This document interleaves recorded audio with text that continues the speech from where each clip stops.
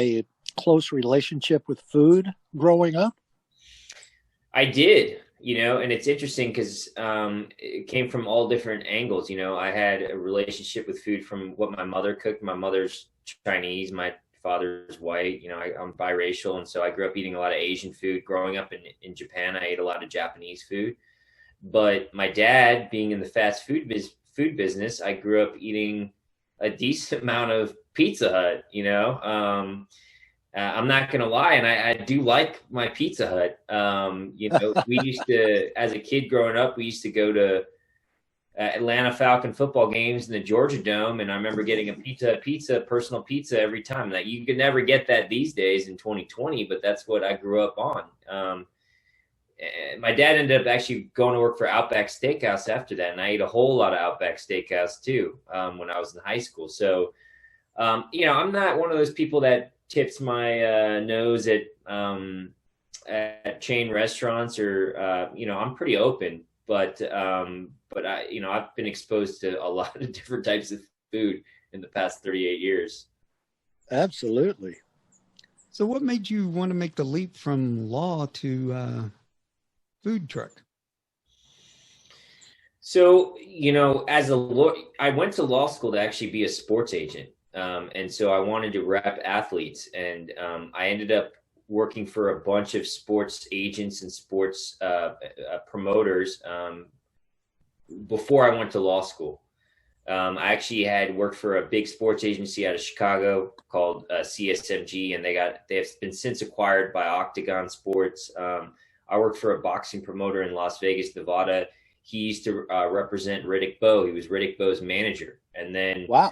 Represented Mike Tyson in his last fight in DC. I was at Mike Tyson's last fight actually, and I ended Do you up. think you could take them?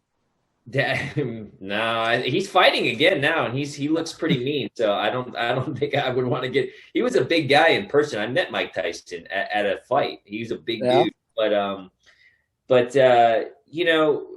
I ended up working for long story short, I worked for a firm in St. Louis, Missouri that represented some football players and some college basketball coaches. And that's what got me in with the firm. And at the same time, the recession hit back in '07, and everything kind of changed. You were just lucky to have a job, and you were just trying to bill whatever hours you could at the firm and hope you weren't going to get fired.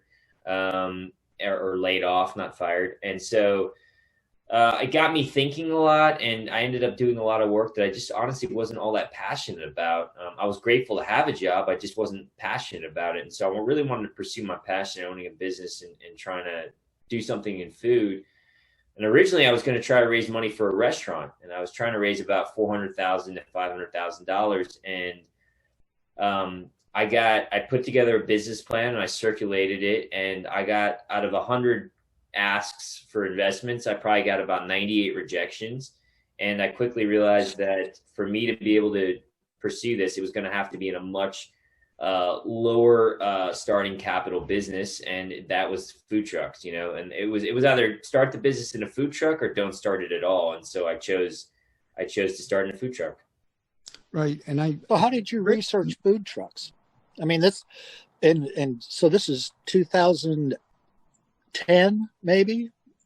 It's 2009.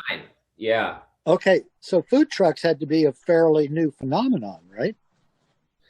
They had started to creep up around 2008. I mean, the food truck model is nothing new. These lawn trucks have been around forever, but the new age food trucks, like repurposing food trucks to serve it to a different demographic with a different type of food, that was a new idea. And so I watched a lot of YouTube and talked to some people in the industry, but there really wasn't a lot of information on the industry. You could scour the internet for days, and there was very little you could find on what kind of sales are food trucks doing, and what are the costs, and what does a P&L look like for a food truck, and how do you make money in a food truck? And even if you were to talk to some operators, they weren't really giving you the information you needed to feel good about running a food truck.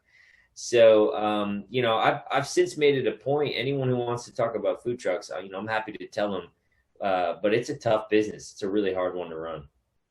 I think I read somewhere too that it came down to you had a choice between a few cities that you were thinking about opening truck in. And so what made you choose Austin? You know, my girlfriend at the time, who's now my wife and mother of my two kids, she chose Austin. I gave her the option. We could go to Seattle. We could go to Denver. I had figured out how to make the model work, how to get my hands on trucks at either location. And she said, well, let's go to Austin.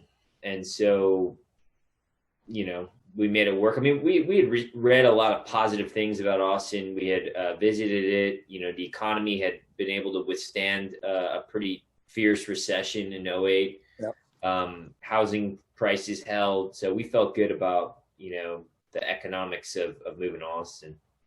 Well, it sounds like, I mean, just listening to what you're saying, you'd really done some deep research on this before you jumped into this. But when you first opened the truck, what were your challenges?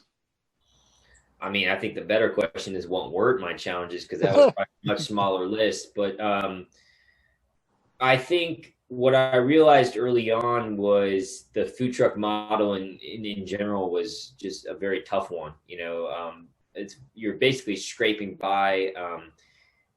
There was no clear-cut model. Like, do we need a commissary kitchen to run prep, or are we supposed to run prep out of the food trucks? Because the city of Austin seems to think one license will suffice, but it sure as hell doesn't make sense to me that we could prep out of this food truck in addition to running shifts. Like, I think we need a separate kitchen.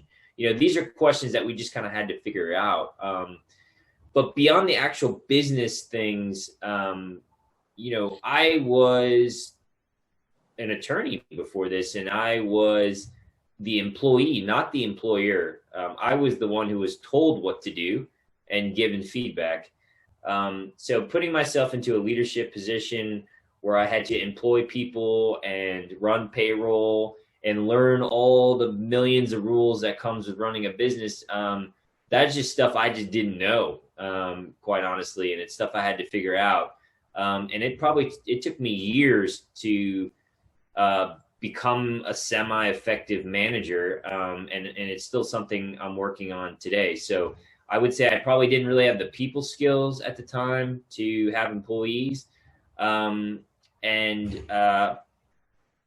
The food truck model was so raw that it took me a long time to really understand what the hell to do with it. Cool. So when you were shopping for your first food truck, what was it like? Did you kick the tires? How do you find a food truck? Well, for us, the first food trucks we leased, and there was a commissary in Austin in Pflugerville, and a guy by the name of Tom Ramsey owned a commissary outfit called Snappy Snacks Mobile Catering, and he had about 40 Lonchera trucks, which are food trucks, and so we leased one. And we leased one because I just didn't know what the hell I was doing, and I didn't know how to build one. The cost of building a food truck can be, I mean, easy $60,000, $70,000. And so we wanted to test the model first before we made that investment. So we did eventually buy, and we custom built 2 trucks about seven and a half years ago. But 10 years ago when we started, we leased them. So when you're first getting into this, I've got a question just for my own curiosity. How do you know how to configure it with everything you'll need? Well, these trucks come configured, right? They already have the equipment in it. So you build the menu. Instead of building the truck around your menu, you're building a menu around the truck, right? And so a lot of chefs, when they build a restaurant, they have a menu in mind, and then they put in the equipment. But this is reverse engineering it. You're building the menu based on what you have. So you don't have a choice. Yeah, that's what I was thinking. That it's like, if you know what you want to make, how do you get the equipment in there to make it? But I guess you don't understand what you're saying. Yeah. Yeah. Good, Joel. What you got? No, I'm trying to imagine what it's like. You have 3 people in this truck? I mean, it seems like a big roller derby scrum. How do you choreograph this? It's tight in there, you know. It's not for everyone. I'll say that, and especially in the Austin heat. We didn't have AC in these trucks, so it gets really hot, and everyone gets really sticky, and probably not the best during a pandemic. But yeah, I mean, you can fit about 4 people in there, though. Like, I wouldn't say comfortably, but you can fit 4 people in there. I guess they'd have to be friends, right? Friends, yeah. Or they become quick enemies. So, was it about 2014 you opened your first brick and mortar? That's right, 2014. Yeah. Okay. So, what was the move like to that? Moving to that situation from the truck? It was a little nerve-wracking, but at the same time exhilarating. I remember that very well because, I was very nervous about trying to build a restaurant. I never built a restaurant before. I'd never got an architect. I really had to lean on my architect. I didn't know how to lay out a kitchen properly in terms of, how big of a line do we need and where do we put prep and where's the dish pit and all these little things. So it was a real big learning experience, but at the same time, when you spend 4 years running a business on other people's terms, out of their commissary kitchens and their parking lots, it was just time, 4 years in retrospect probably wasn't that long, but it felt like a lifetime. It felt like a lifetime to be in a food truck. And originally when I wrote my business plan, I said 1 year, and it was 4. And so it became this war of attrition to try and get to a restaurant. And it felt like we needed it as a team. We needed that validation. And, we didn't open the restaurant as a fast casual restaurant. We opened it as a full service restaurant with a full bar. And that type of operation requires a lot more insight into service and how to get food out on time and tickets and timing tickets and table touches and all those things that you don't do in a food truck. In a food truck, you take an order and you call someone's name out and you hand them their food. It's the most elementary operation there is. So full service restaurants, a whole different game. Yeah, I would assume that it allows you a lot more flexibility with what you can do, like, I noticed you guys, don't you have some whiskey and pairings and stuff like that some of the tasting things that you want to do and some of the different flavors you want to add and specialty things. Absolutely. Yeah, you can, it's a game changer. We were doing, $600,000 a shift in a food truck, and now you can do, $5,000-6,000 a night on a busy night, Like I said, you don't get into the food truck business to make money. You get into the food truck business to provide some sort of foundation or platform to build off of for the future. But you got to have an end game in mind. And so, that's why we did it, to get into the restaurants. Yeah, and so since then, you've been able to open a couple of other places, I know. That's right. That's correct. Yeah, we have Bar Peach downtown. We have the Peached Tortilla, a fast casual outpost in the airport, which has unfortunately been closed since the start of the pandemic. And then I'm sitting inside of my office space, which is inside of my venue and events division, which is Peach Social House, which is on Lamar. Yeah, that's amazing. So, if you look back at what you've done over the last 10 years, that's a pretty big deal. Yeah, it's been good. Unfortunately, you're catching me in the middle of a pandemic, and right. Business is unfortunately not the same. And we've had to take some steps backwards, some significant steps backwards in the past 6 months. So if you had caught me on an interview right before COVID, I would say it's amazing. Now I'm not shell shocked so much as just trying to figure out how to navigate this thing. Well, let's expand on that a little bit, because you had to pivot pretty quickly. Yeah. How are you doing right now? I guess we're open to 75% occupancy now, and how are you faring? I think we're faring about as well as we can. The restaurants are doing pretty well. Though I'm pretty confident in saying they're going to survive. It's just the biggest casualties are obviously my airport unit, which is, there, because airport traffic is down, 80%. And then my events division has taken a huge hit because we can't cater large events. It's come back a little bit in September, a little bit more in October, a little bit in November, but the year is pretty much shot. And we've seen about a 75 to 80% decrease in our total sales for that division for 2020. So, I mean, I guess the answer to your question would be we're still surviving, and but I would not want to do this for much longer. I'll leave it at that. Yeah, I mean, so we'll carry on, but things have got to change. Yeah. So did you ramp up takeout and to-go orders, or how did you shift? Did you shift emphasis to that? Well, I'll give you the full rundown. So the Friday before the shutdown happened, I believe that was about the 10th of March, we started to notice a decrease in inline dining. That Wednesday, there was the first case of coronavirus in Austin. And then I think that Friday, somebody at UT, like the chancellor's wife, got it.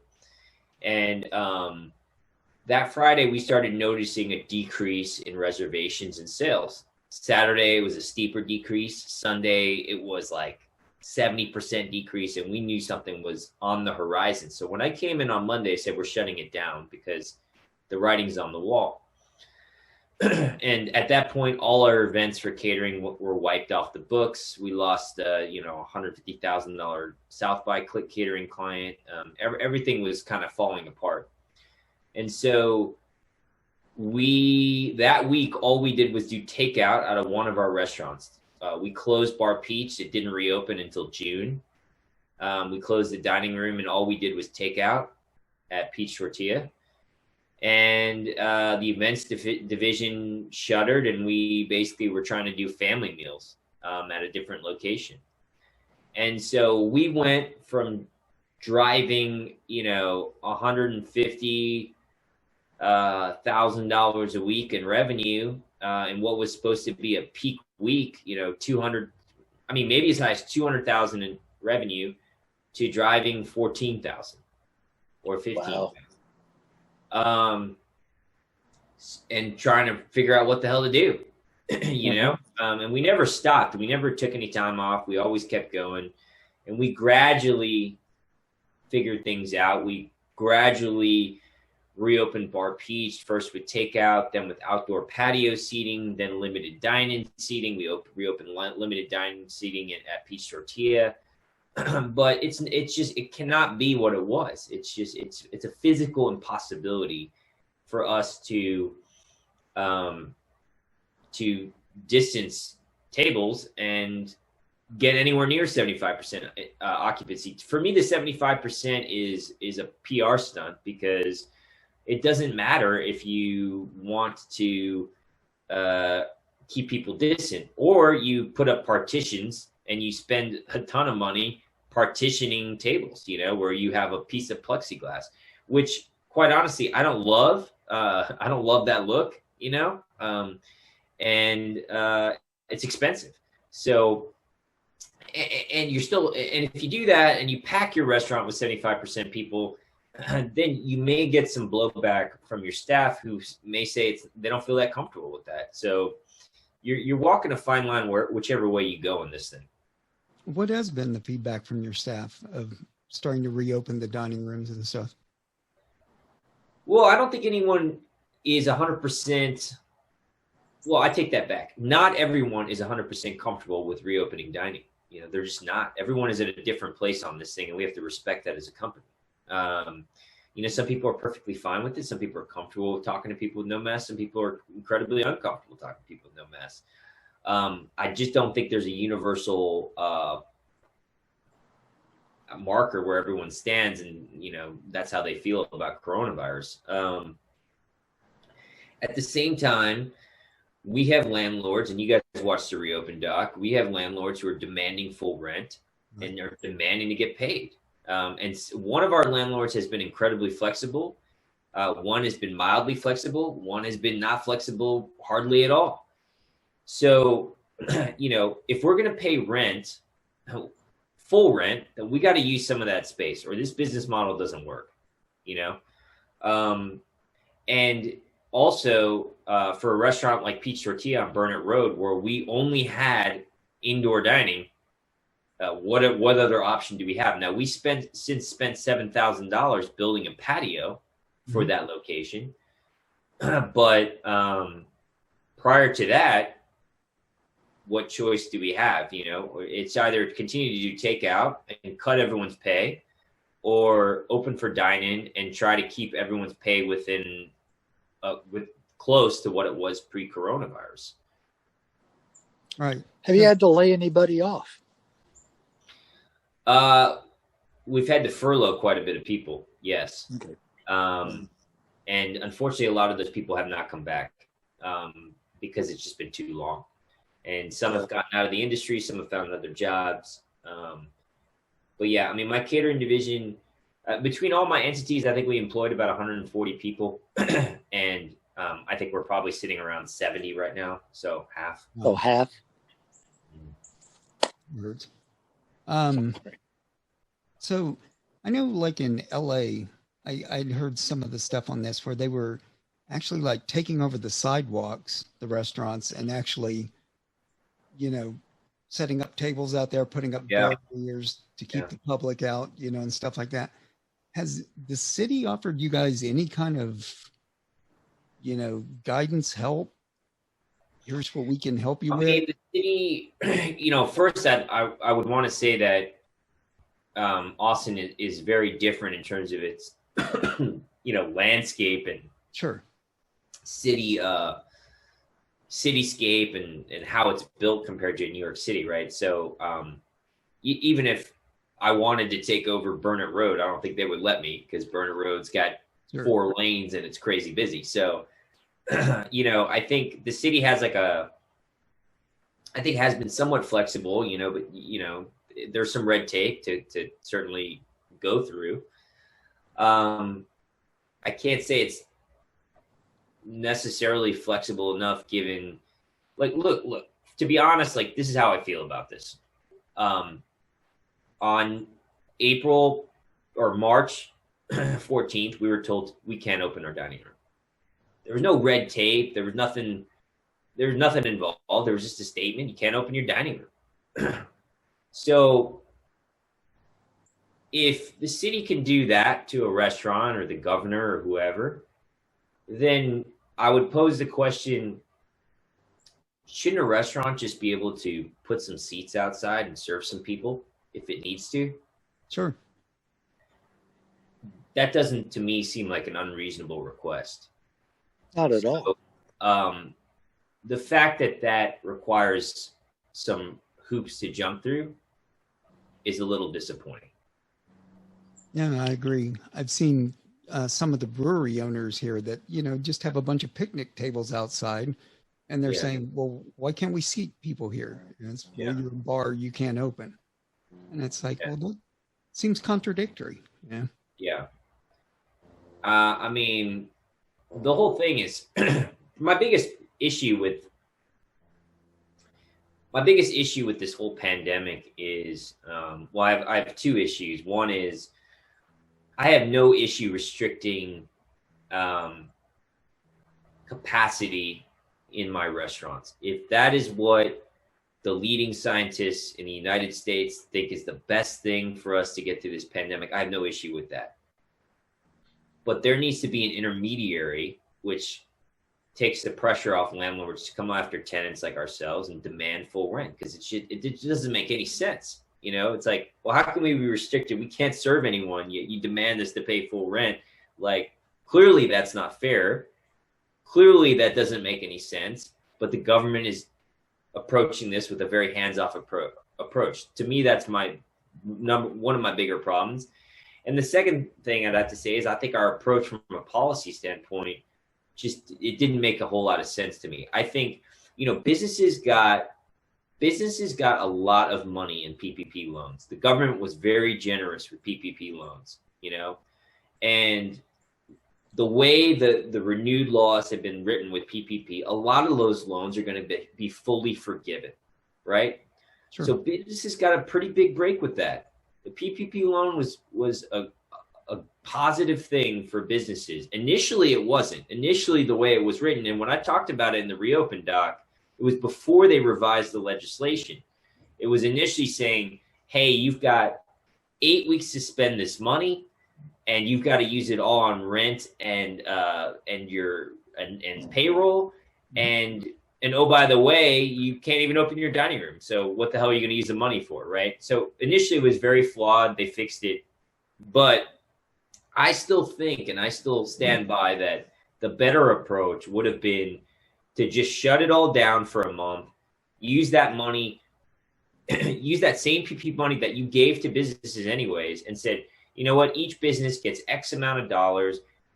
Use this to cover your payroll and cover your rent, and just close. Just close for a month. Let's knock this thing out, get the numbers real low, and then let's just reopen with the numbers low, and we'll take these precautions that we need to. And I just feel like we'd be in a lot better place than we are right now.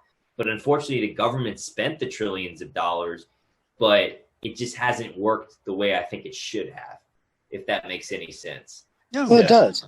Yeah. Look what Italy did. Yeah. Italy shut the country down. Yeah. You know, and there was a big hue and cry from everyone saying, well, you know, they're not making any money, but they reopened with a much lower infection rate. Sure. It was just the whole concept of stopping the economy. But see, I guess my point is, and I don't think a lot of the public knows this, but businesses got money. Money was distributed. A lot of money was distributed. A lot of money. That's all going to get forgiven. And so if that money had just been distributed in a slightly different way to incentivize businesses to just shut it down for a month early on, I think we'd be in a much better place. But instead, the money was spent, and, you know, the virus wasn't corralled, and businesses are still struggling because the virus isn't corralled. Businesses are kind of not making the money they did before, and then it's just vicious cycle, and now it's too late. So, anyways, I think you make a really good point. Yeah. Well, and so I had a question. I'm pretty sure I know the answer to this question, but you know, the city just recently extended the rental, you know, the no eviction stuff to the end of the year. Did they ever come back to your landlords and say, look, they can't earn 100%.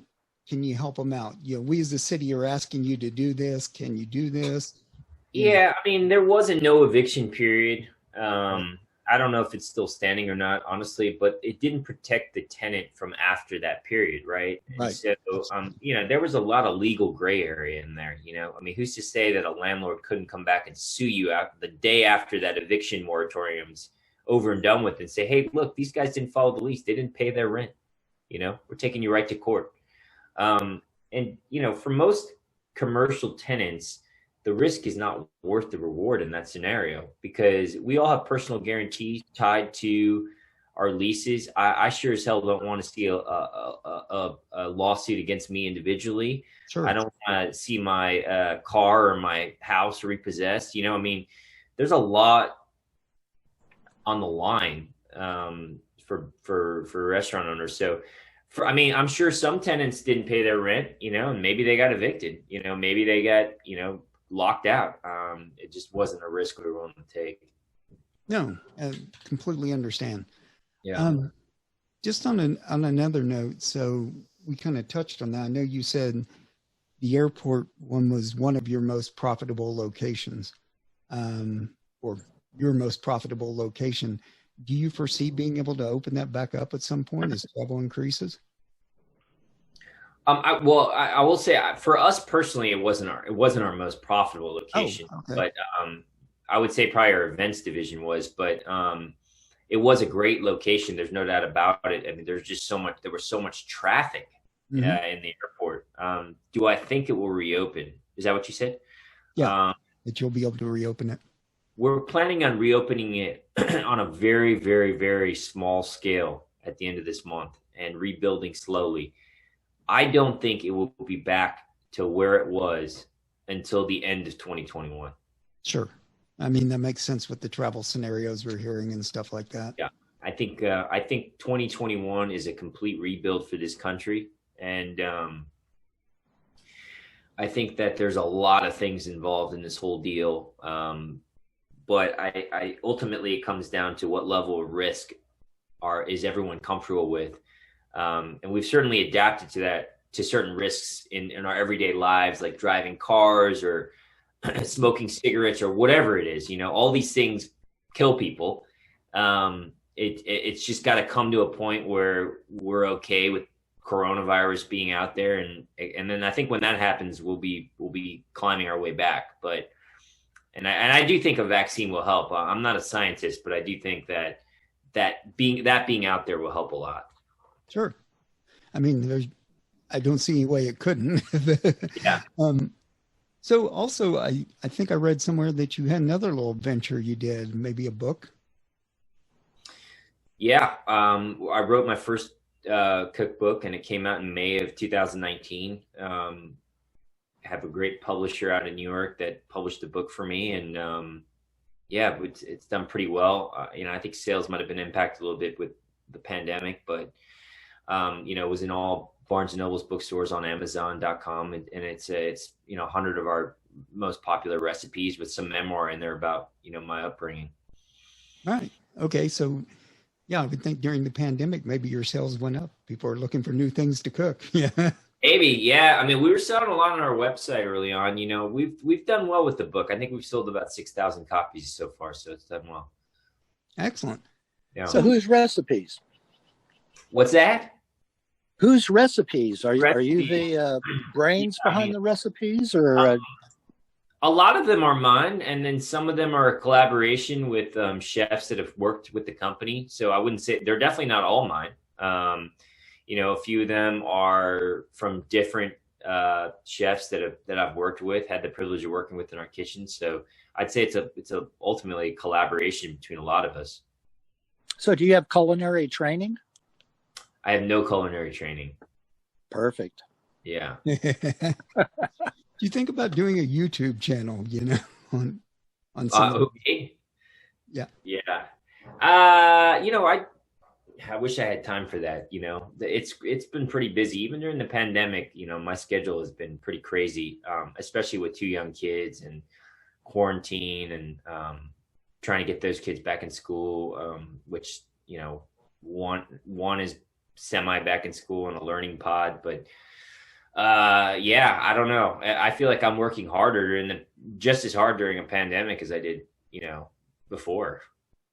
Oh, certainly. I can believe that. Yeah. So who does the cooking at home? Oh yeah, there's a good one.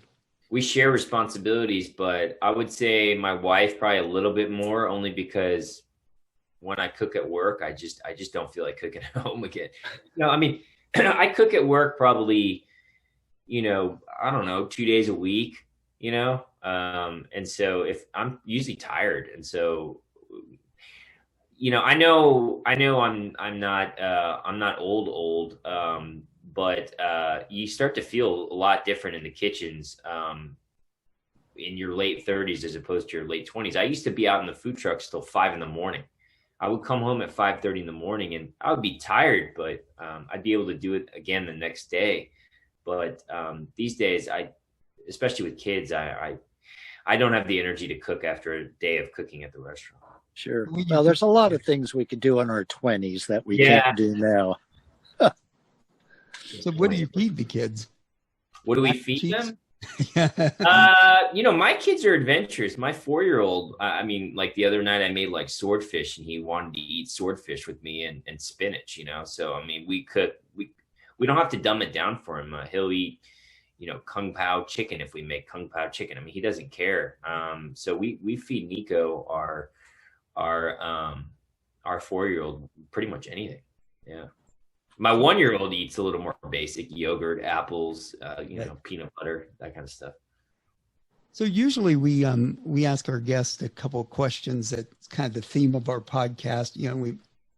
we've already asked you about how you got here and things like that. But, you know, we asked some other questions that are kind of fun. So you said you visited Austin once before you moved here. What was your initial impression when you got here? It was funny. My initial impression wasn't great because I stayed at the Hilton downtown, and I think there was like, you know, maybe there was like a football game or something in town. It was rowdy, you know, and I remember thinking, oh wow, Austin's a real party city. You know, it was right on 6th Street. So that was my initial impression of Austin. And that area of town is not the nicest part of Austin by any means. Yeah. So yeah, that was my initial impression of Austin. And we stayed on the east side another time, and the east side was nothing like it is now. 11 years ago, the east side was very different. A little sketchy. Sketchy, yeah. But through that, this was the city you picked, huh? Yeah, and I got to be honest, it's a great city. I mean, I spent 10 years in Missouri before this, and I really do enjoy Austin. I really couldn't handle the winters in Missouri. They were just not for me. Yeah. So when you're not working and you guys get to go out and do stuff, where's some place you really like to go hit? You like to go around town, and it doesn't have to be a restaurant, it could be a park, whatever you guys like. Go hiking? Yeah. Gosh, I mean, when we go out, my wife and I, we do like to go out and eat a nice, dinner, and we haven't done that. We haven't been out to eat since the start of the pandemic, not because we wouldn't, but just because we have the kids. That's a good question. I don't know if we have necessarily a spot that we go to outdoors. I will say on a personal level, like my release is really is watching sports and following sports. I'm a big sports fan, so it's been nice to have pandemic baseball and football and basketball come back, so that takes my mind off things. So I'm a big sports fan for personal. All right. College or pro? 100% pro. Yeah, I know that's like blasphemy in this town, but I grew up a very diehard Atlanta Falcons fan, and unfortunately, I was at the Super Bowl in 1996 in Houston. So I'm an Atlanta fan through and through. I support the Braves and I support the Hawks. And the Braves just won tonight, so they're going to their first NLCS in 19 years. Yeah, nice. Yeah. Now, I was going to put you on the spot and say what's your team, but you've passed right up. So there you go. So next, let me ask you, in all the time you've been here, the 10 years, other than traffic, what's the biggest change you've seen?